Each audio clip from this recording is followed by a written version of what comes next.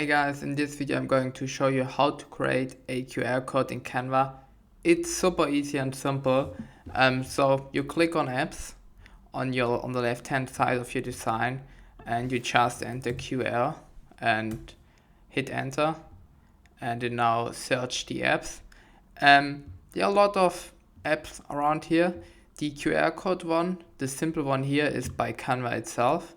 And it's free. I already entered the code. A URL. I just used the BBC web page.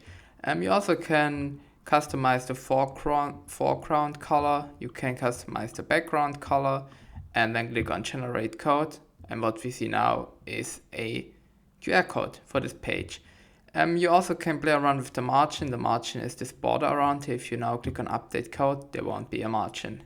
So yeah, it's super easy and simple to create your own QR codes. It's completely free in Canva if you use the app which is by Canva itself. The others most of them are free as well, but there are some sell-ups. So yeah, if you stick with this one, super easy, super simple, and yeah, it's also easy to personalize it. I hope this video helped you. Thank you so much.